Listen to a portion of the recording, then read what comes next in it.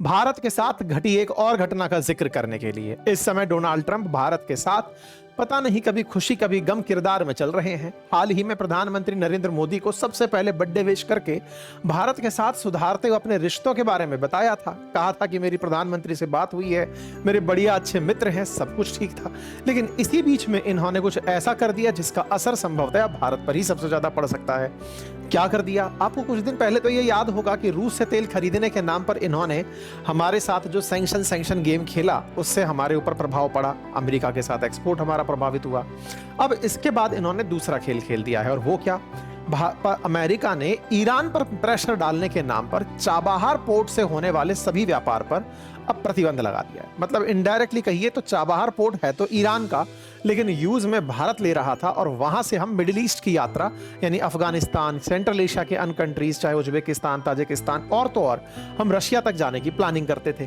भाई साहब ने ईरान पर मैक्सिमम प्रेशर अपनाने की नीति अपनाते हुए उसके ऊपर प्रतिबंध की घोषणा कर दी है, और ये प्रतिबंध 29 सितंबर से लागू हो जाएंगे। तो बस भारत पर अब चाबहार पोर्ट से व्यापार करना मुसीबत भरा सौदा हो जाएगा। या यूं कहिए, हमने पिछले साल ही 2024 में ईरान के साथ 10 साल का एग्रीमेंट किया था, और उस एग्रीमेंट के तहत हम ईरान में स्थित इस चाबहार पोर्ट से अपना व्यापार करने वाले थे, कांडला से चाबहार, और चाबहार से हम फिर अफगानिस्तान पहुंचने के लिए तैयारी करने वाले थे। इन भाई साहब ने अब कहा है कि चाबहार से अगर आपने व्यापार किया, अपन को नहीं कहा, दुनिया का कोई भी देश अगर चाबहार पोर्ट से व्यापार करेगा तो प्रतिबंधित रहेगा। कुछ उस तरह से चाबहार पोर्ट पर दी जाने वाली छूट को खत्म कर दिया है। अब सवाल यह बनता है कि चाबहार पोर्ट स्पेशल नाम लिया है, बिल्कुल लिया है, अब दिक्कत क्या है?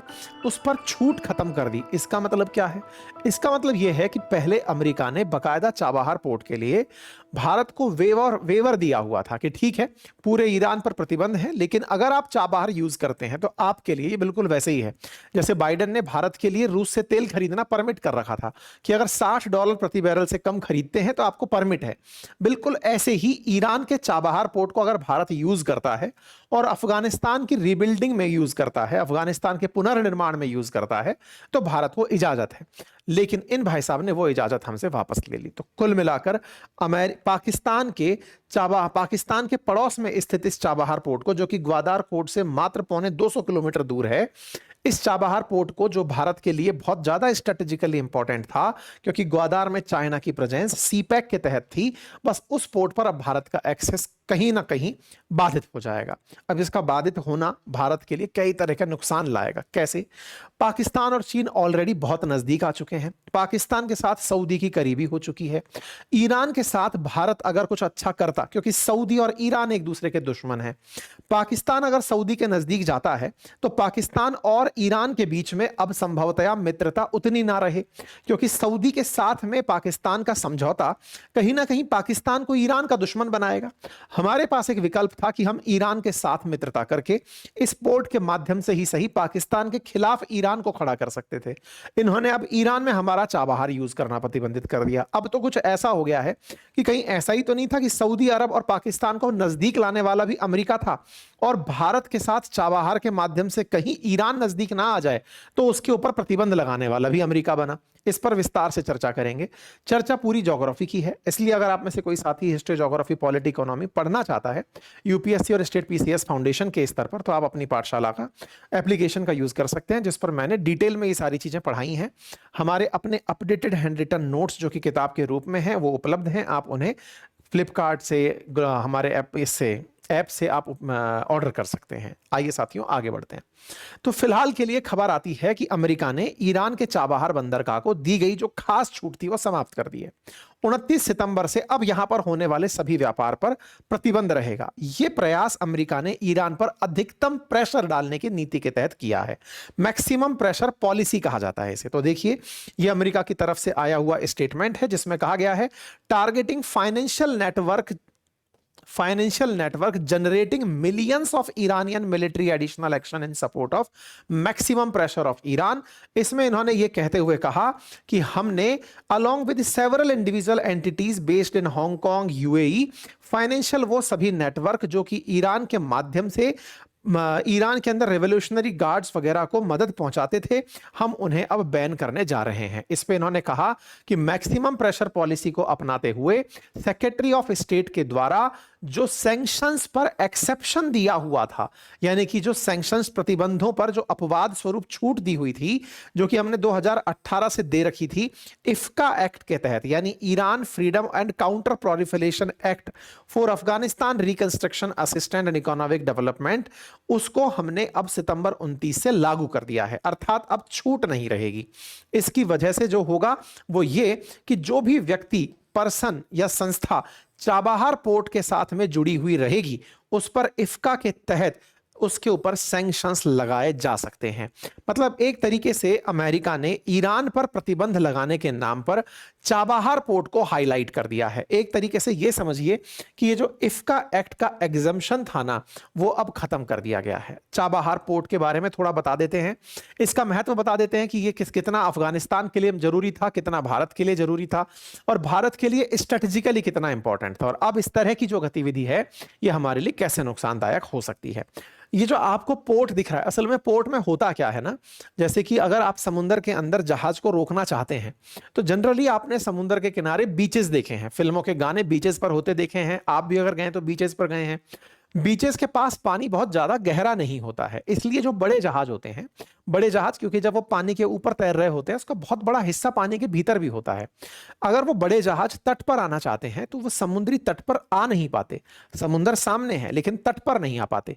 क्यों नहीं आ पाते? क्योंकि पानी इतना गहरा नहीं होता है, इसीलिए गहरे तटों की तलाश होती है। गहरे तट अगर उपस्थित हो तो वो बिल्कुल वैसा है कि आप गए और धम्म से पानी में गिर गए, तो ऐसे में जनरली तट मिलते नहीं है, या तो वो तट पथरीले हों या फिर उन्हें तोड़ फोड़ करके बना दिया जाए। तो सामान्यतया यह होता है कि समुद्र के किनारे ऐसे मजबूत तटों की तलाश होती है जिन्हें कंस्ट्रक्शन करके गहरा और मजबूत बनाया जाता है ताकि जहाज बिल्कुल किनारे तक आ जाए। बिल्कुल ऐसे जैसे यहां से जहाज घुस करके आए तो बकायदा जैसे बस स्टैंड पर जहाज आते हैं, मतलब बस स्टैंड पर बसें आती हैं, हवाई जहाज एयरपट्टी पर आते हैं, बिल्कुल वैसे ही जहाज अंदर तक आ जाए, और जब वो अंदर तक आए तो उन पर रखा हुआ सामान आसानी से उतारा जा सके। क्योंकि जहाज में बहुत सारा सामान होता है तो इस तरह से यहां पर कुछ मशीनें स्थापित कर दी जाती हैं जो जहाज पर रखे हुए सामान को उतार के और वो सामने की तरफ उन्हें स्टोर करती रहती हैं।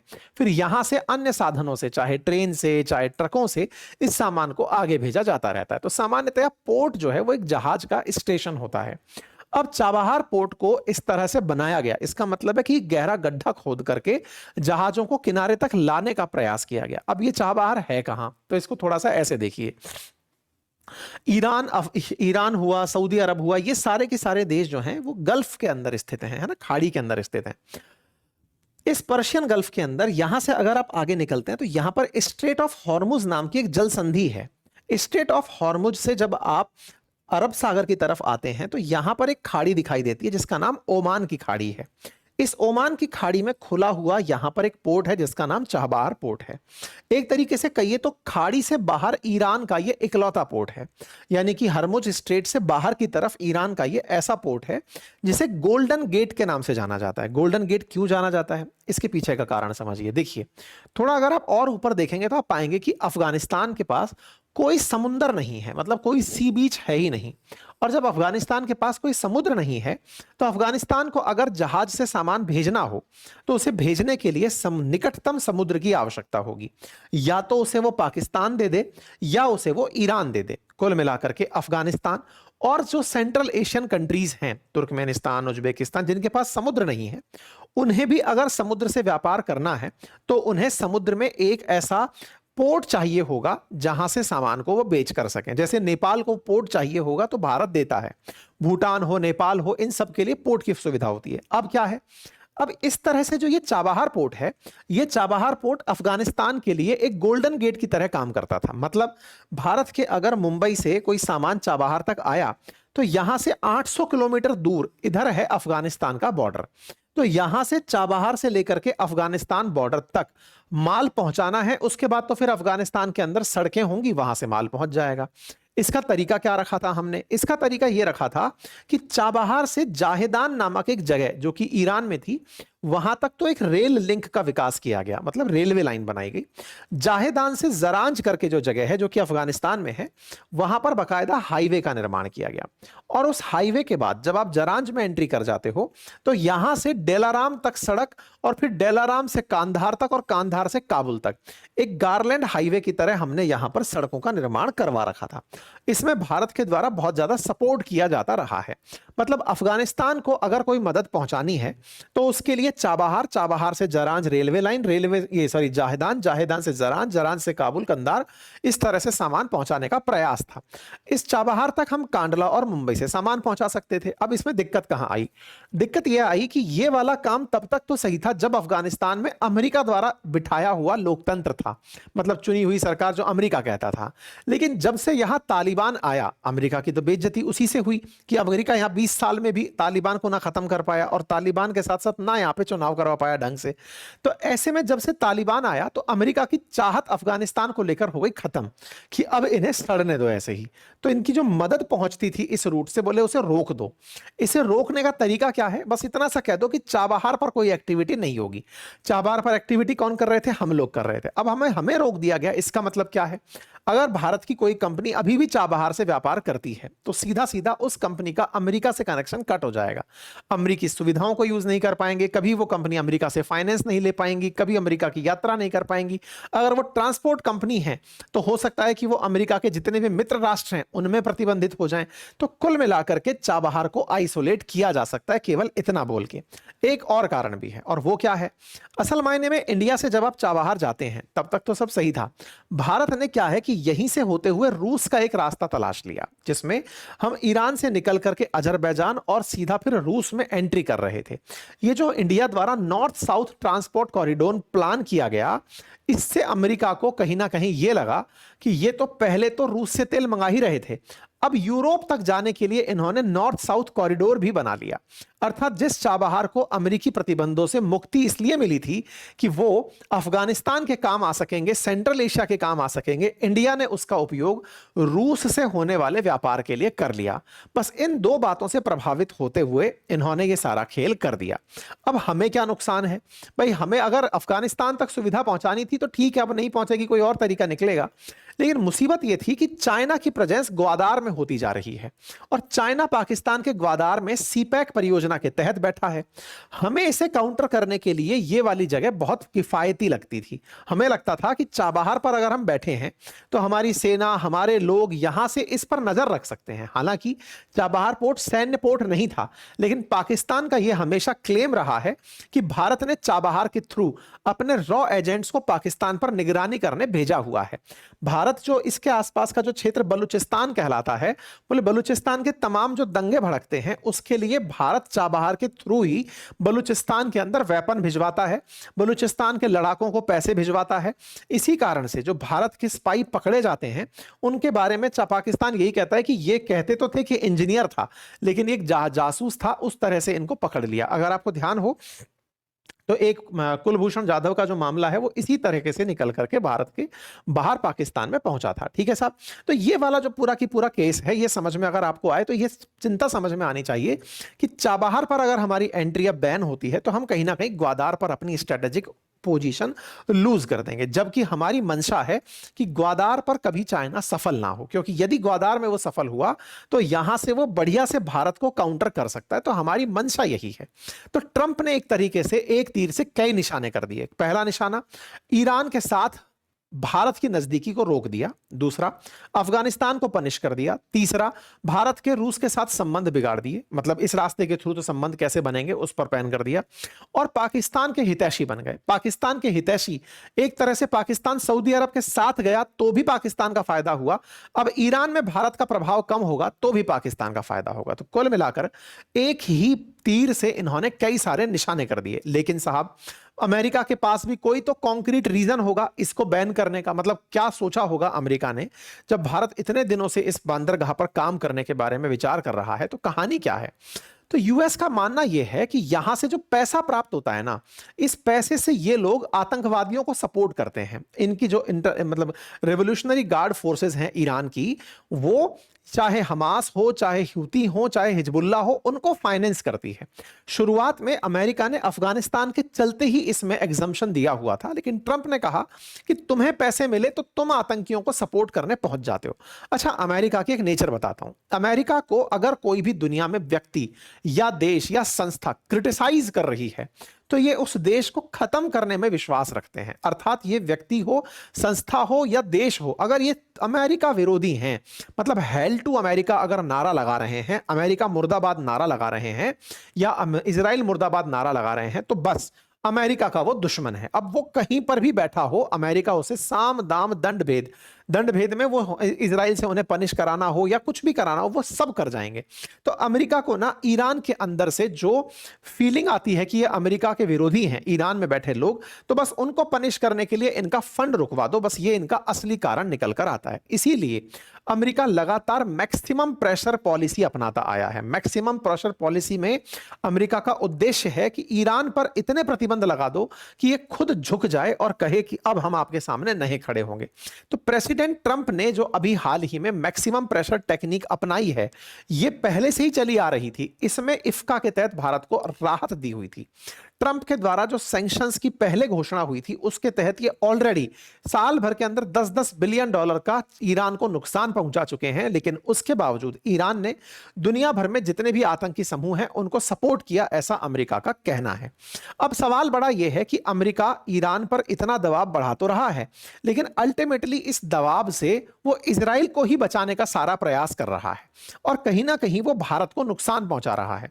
अमेरिका का साफ है कि इजराइल को अगर आप कुछ कह रहे हो तो वो अमेरिका को कह रहे हो। इसलिए अमेरिका ईरान के ऊपर, इजराइल के ऊपर जब हमले हुए हमास के थ्रू, तो ईरान से बदला लेने के लिए अमेरिका खुद चला आया था। आपको याद होगा, अमेरिका ने खुद इजराइल ईरान कॉन्फ्लिक्ट के बाद ईरान पर गोले डाले थे। मतलब कुल मिलाकर के अमेरिका ईरान को टेबल पर लाने के लिए कि तुम न्यूक्लियर बम मत बनाओ, इजराइल से दुश्मनी मत रखो, इजराइल पर गोले मत बरसाओ, अगर तुम ऐसा करोगे तो मैं तुम्हारे साथ लड़ जाऊंगा। इसी कारण से ट्रंप इन्हें लगातार न्यूक्लियर डील का ऑप्शन दे रहे हैं कि एक बार आ जाओ, हमसे समझौता कर लो कि आप न्यूक्लियर बम नहीं बनाओगे और हमारी आंखों के सामने आपके जो न्यूक्लियर साइट्स हैं उन्हें तोड़ दो। अगर आप इन अपनी न्यूक्लियर साइट्स को तोड़ देते हो तो फिर हम आपको राहत दे देंगे, मतलब आपके साथ में हम बढ़िया सारे प्रतिबंध हटा देंगे। लेकिन ईरान यह मानता है कि जिस दिन उसके पास न्यूक्लियर बम बन गया, उस दिन ना तो उस पर इजराइल कभी हमला कर पाएगा और ना कभी अमेरिका हमला कर पाएगा। बस इस तरह से दोनों देशों के बीच की जो टसल है उसका कहीं ना कहीं भारत को नुकसान होता हुआ फिलहाल तो दिखाई दे रहा है। अब सवाल बड़ा यह बनता है कि साहब ये जो घटना घटी, इससे भारत के ऊपर क्या असर हो सकता है, क्योंकि अल्टीमेटली भारत से ही तो सारा की सारा व्यापार सेंट्रल एशिया की तरफ यहां जाने वाला था। तो ऐसे में भारत का जो नॉर्थ साउथ कॉरिडोर का प्लान है वो कहीं ना कहीं ठंडे बस्ते में चला जाएगा। दूसरी तरफ से जो भारत के द्वारा अफगानिस्तान को मदद भेजी जाती थी वो प्रभावित हो जाएगी।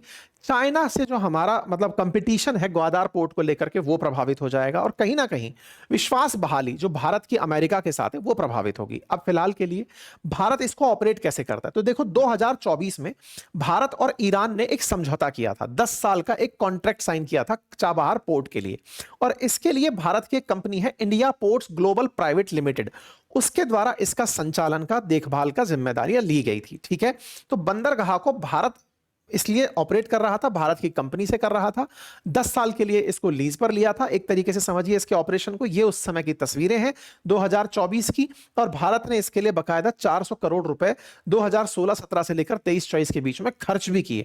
अब इसी पोर्ट से होकर हमने 2023 में अफगानिस्तान को 20,000 टन गेहूं भी भेजा था। लेकिन करें क्या, अमेरिका की मर्जी है कि वो नहीं चाहता कि अफगानिस्तान को कोई और मदद मिले या फिर इस पोर्ट से होने वाली कमाई से ईरान पैसे वाला बने और वो फिर आतंकियों को पैसा देकर अमेरिका के खिलाफ उन्हें होने दे। बस इसी के चलते उसने इन पर प्रतिबंध लगा दिया है। अब देखना होगा आने वाले टाइम में भारत किस तरह से इससे निजात पाता है, क्योंकि भारत के लिए चाबहार बहुत मायने रखता है। क्या भारत भी अमेरिका के साथ नेगोशिएशन में चाबहार की डील को रखेगा कि हमें उस पर आपके सामने मतलब इस पर हमें राहत चाहिए, या फिर भारत और विकल्प तलाशेगा, यानी कि नॉर्थ साउथ कॉरिडोर की जगह जो India middle east Europe economic corridor की बात बात हो रही थी बाइडेन के टाइम पर, क्या भारत उसको तलाशने निकल पड़ेगा? तो ये सारी बातें हैं।